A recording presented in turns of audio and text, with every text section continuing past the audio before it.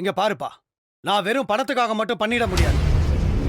நீ வெளியே போய் உன்னால ஏதாவது பிரச்சனை வந்தா என் தலை தான் உருளும், என் வேலையும் போயிடும், என் குடும்பம் நடுரோட்ல நிக்கும். சார், இந்த வேலையில நீங்க பெருசா என்ன சம்பாதிச்சிட போறீங்க?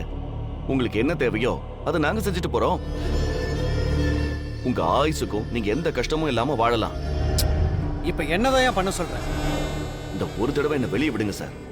அந்த கதிர் இன்னைக்கு ஏதோ 100 சிலிண்டர் டெலிவரி கொடுக்க போறானா. அவனோட சிலிண்டர் வண்டியை தூக்கிட்டா போதும், அதை மட்டும் முடிச்சுட்டு நான் வந்துடுறேன். உங்களுக்கு எந்த பிரச்சனையும் வராது. உனக்காக ரொம்ப ரிஸ்க் எடுத்துட்டு இருக்கேன். போயிட்டு சீக்கிரம் வந்துடு. சரிங்க சார்.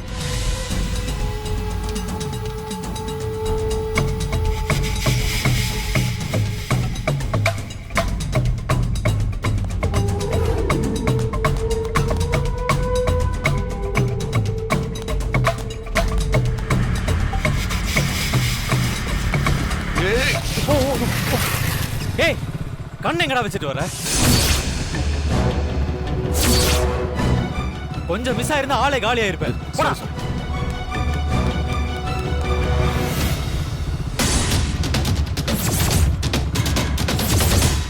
அந்த கார்த்திக் மாதிரி இருக்கானே. ச்சே.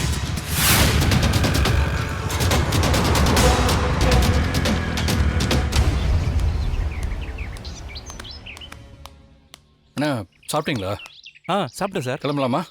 கிளம்பலாம் சார். சரி ஏறுங்க. சரிங்க சார்.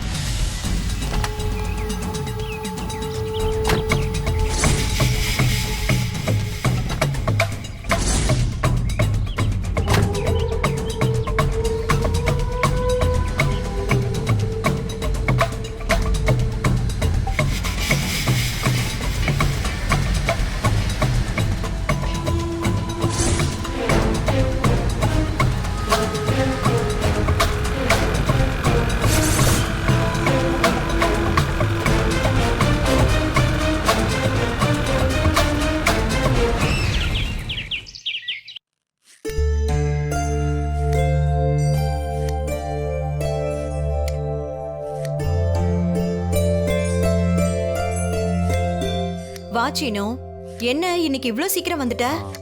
வெளியே ஒரு வேலையா போயிருந்தேம்மா, முடிச்சுட்டு அப்படியே வந்துட்டேன். சரிப்பா, நான் உனக்கு காஃபி போட்டு எடுத்துட்டு வரட்டுமா? இல்ல வேண்டாமா.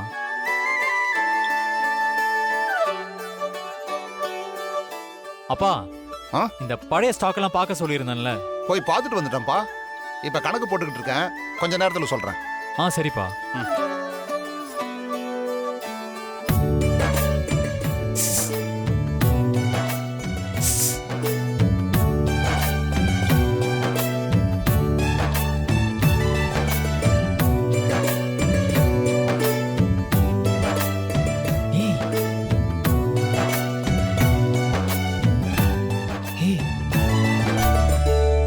ஷோ அத்தை, அங்க பாருங்க.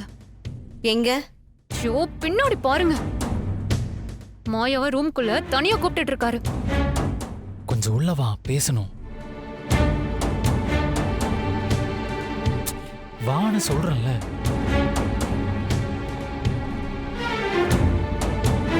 ஏ சாரு, முதல்ல உன்னாலேயே பார்க்க முடியாது, அதை மறந்துடாத. முதல்ல கண்ணாடி ஒழுங்கா போடு.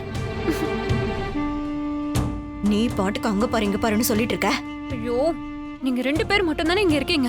ஷோ, அப்படிலாம் நினைச்சா அசால்ட்டா இருக்காத.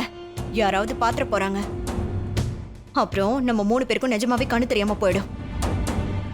அத விடுங்க அத்தை, அங்க பாருங்க தனியா கூப்பிட்டுட்டே இருக்காரு. உன்கிட்ட பேசணும், வா.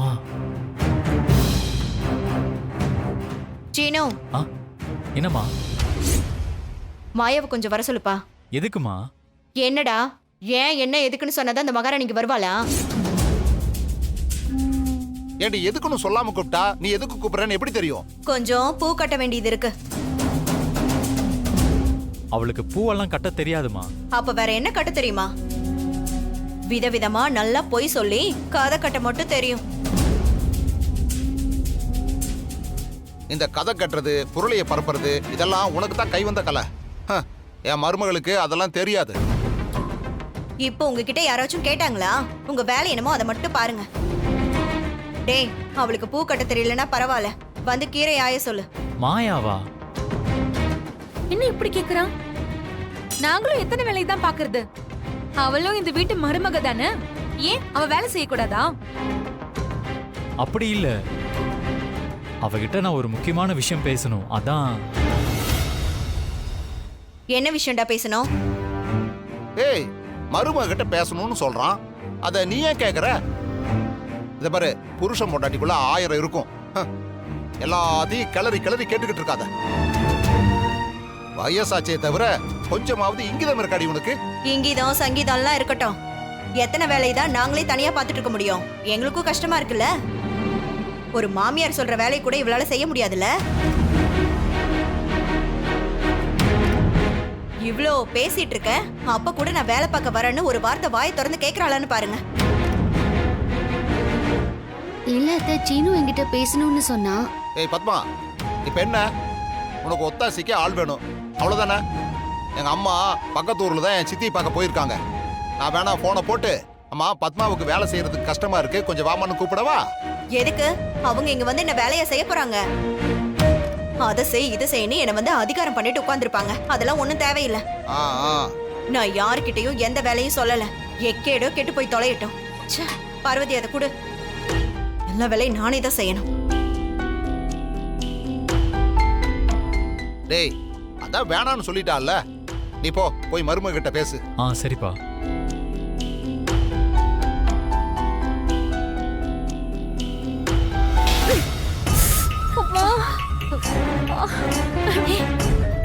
கை வலிக்குது. லூசா நீ?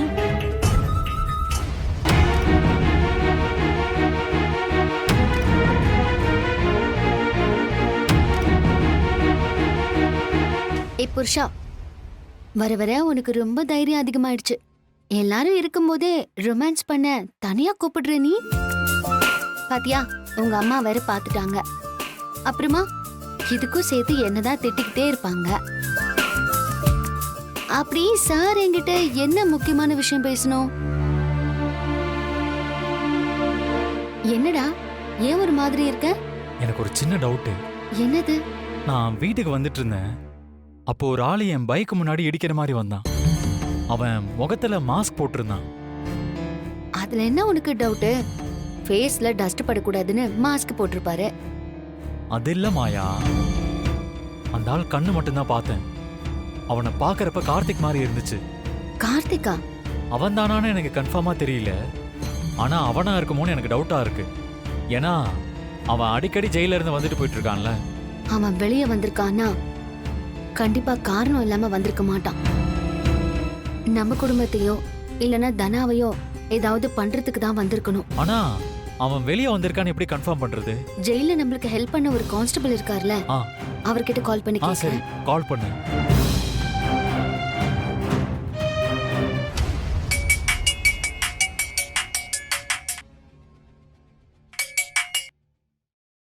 ஹலோ சார், நான் மாயா பேசுறேன். தெரியும் மேடம், நானே உங்களுக்கு போன் பண்ணலாம் தான் இருந்தேன். அந்த கார்த்தி இருக்கான்ல சார், அவன் ஜெயில விட்டு வெளியே வந்திருக்கானா? ஆமாமா, உங்களுக்கு எப்படி தெரியும்? என் ஹஸ்பண்ட் அவன மாதிரி யாரோ ஒருத்தர் ரோட்ல பாத்திருக்காரு. அதனாலதான் அவன் வெளியே வந்துட்டானான்னு கேக்குறதுக்கு உங்களுக்கு கால் பண்ணேன். அவன் இங்க இருக்க ஜெயிலர்கிட்ட பேசி வெளியே போயிருக்காமா. கண்டிப்பா அவன் ஏதோ தப்பு பண்ண தான் போறான். சரிங்க சார், தேங்க்ஸ். தனாவுக்கு ஏதாவது ஆபத்து வரப்போகுதுன்னு நினைக்கிறேன். அதான் மாயா நானும் யோசிச்சேன். இரு, நான் தனாக்கு கால் பண்றேன்.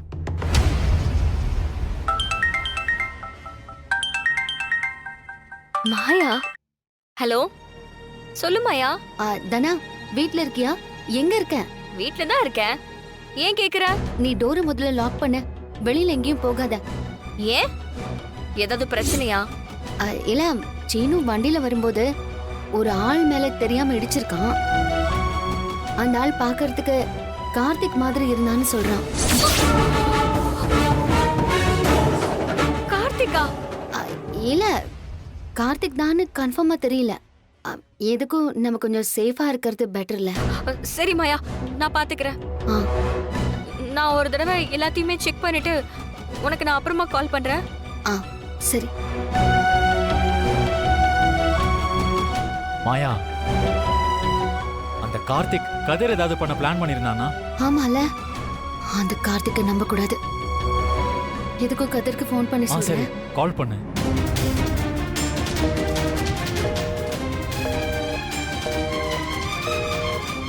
என்னாச்சு? என்ன மாயா? அவன் ஃபோன் எங்கேஜாவே இருக்கு.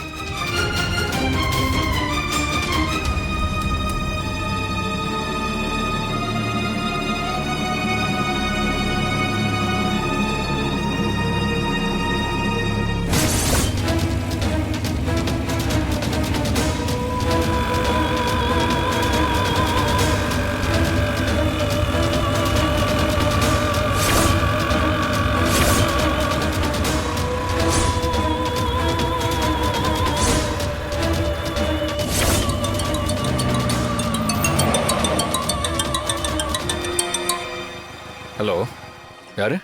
உனக்கு யமனா இருக்கிறவன்டா. டேய், நீ எப்படிடா ஜெயில இருந்து ஃபோன் பண்ற?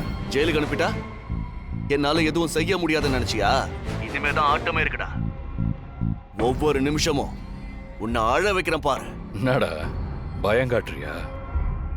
ஆம்பளையா இருந்தா நேர்ல வாடா. வரேன்டா, வரேன். உன்கிட்ட இல்ல, உன் பொண்டாட்டி கிட்ட.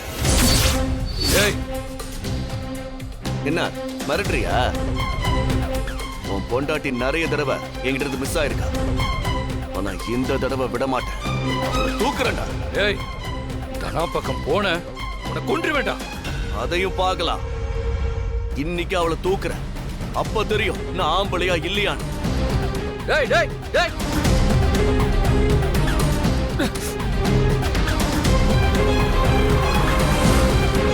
சார் என்னாச்சு சார்? ஏதாவது பிரச்சனையா? ஒண்ணு இல்லண்ணே, எனக்கு ஒரு உதவி பண்ண முடியுமா? இந்த வண்டியை 2 மணிக்குள்ள சண்முக பவனுக்கு கொண்டு போயிடுங்க. தயவு செஞ்சு லேட் பண்ணிட வேண்டாம். அப்போ சார் நீங்க? எனக்கு ஒரு வேலையா வீடு வரைக்கும் போகணும். போயிட்டு வந்துடுறேன். நீங்க வண்டி எடுத்துட்டு சீக்கிரம் கிளம்புங்க, நான் வந்துடுவேன். சரிங்க சார், ஓகே.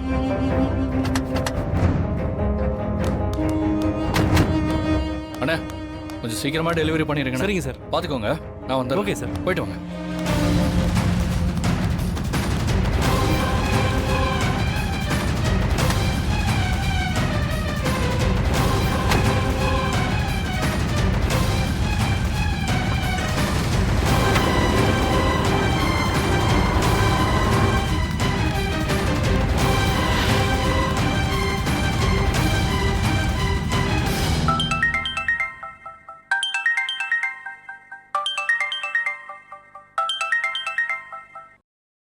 ஹலோ தானா, எங்க இருக்க?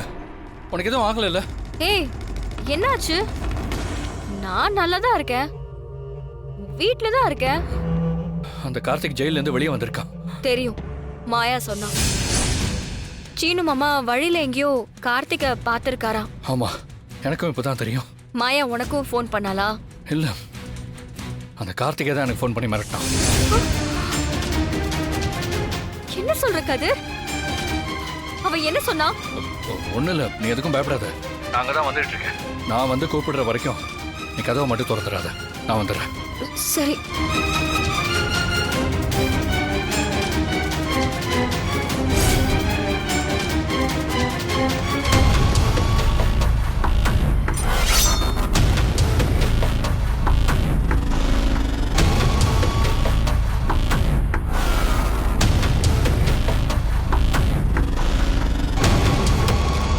என்ன? எங்கேஜாவே இருக்கு.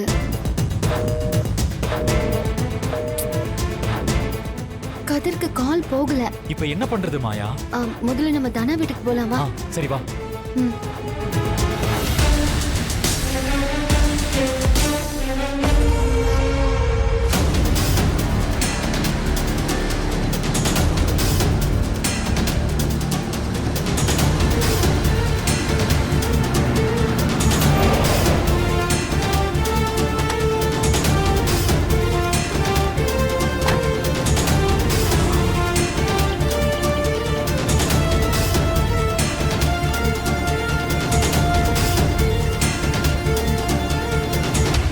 சார் சொன்ன மாதிரி அந்த கதிரை பாதியிலே ஓட விட்டீங்களே, அடுத்து என்ன பிளான்?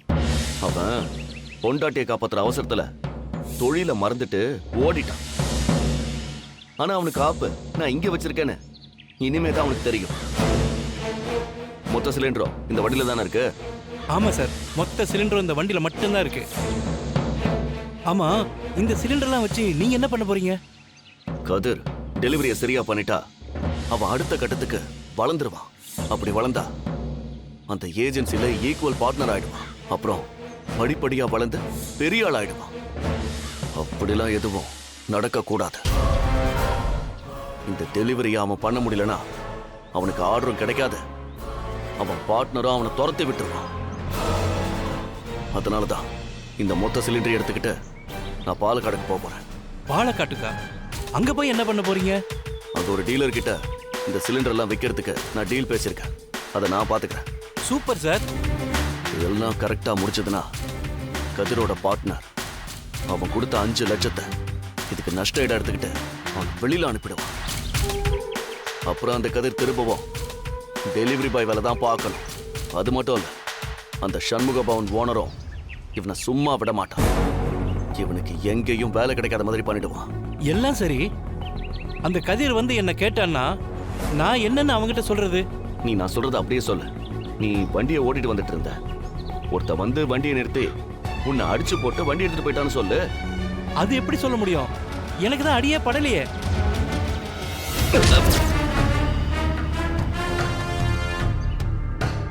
சார் என்ன சார்? என்ன சார் என்ன பண்றீங்க? சும்மா சொன்னா அவன் நம்ப மாட்டான். ஆ? முகத்துல காயம் இருக்கணும்னு நீ தானே சொன்ன. அதான்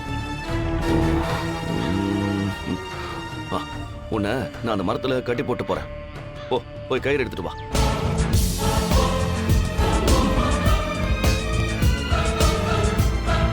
கட்டி போடுறேன், வா.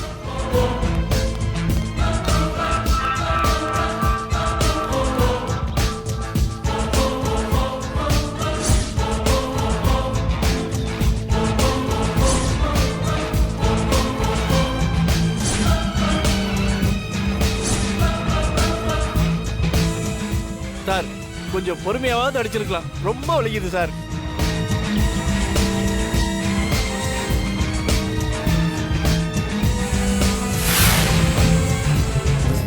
இங்க பாரு, அந்த ஊரோட பார்டரை கிராஸ் பண்ணதும் உனக்கு ஃபோன் பண்றேன். அதுக்குள்ள ஒருவேளை அந்த கதிர் கூட உனக்கு கால் பண்ணலாம். அவன் பண்ணானா நான் அவன்கிட்ட சொன்ன மாதிரி நீ அவன்கிட்ட சொல்லிடு. சார் கவலைப்படாதீங்க சார், எல்லாம் நான் பாத்துக்கிறேன். நீங்க கிளம்புங்க. வரேன்.